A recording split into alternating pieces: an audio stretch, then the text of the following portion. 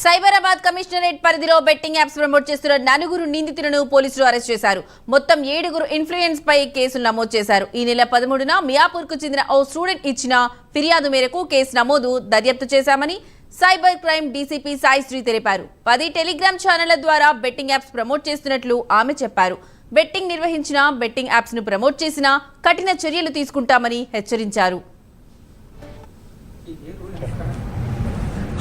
పోతావని Deepak, Gugloth Sriram Naik and Hemanth Kumar అనే నలుగురిని Cyberabad cyber crime పోలీసులు అరెస్ట్ చేశారు. అండ్ దీనిలో భాగంగా ఒక 10 రోజుల నుంచి we have been working on the case.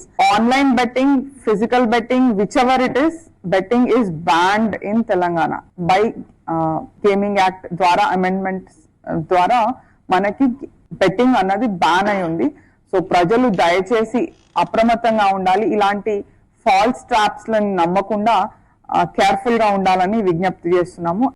పోతావని Deepak, Guglo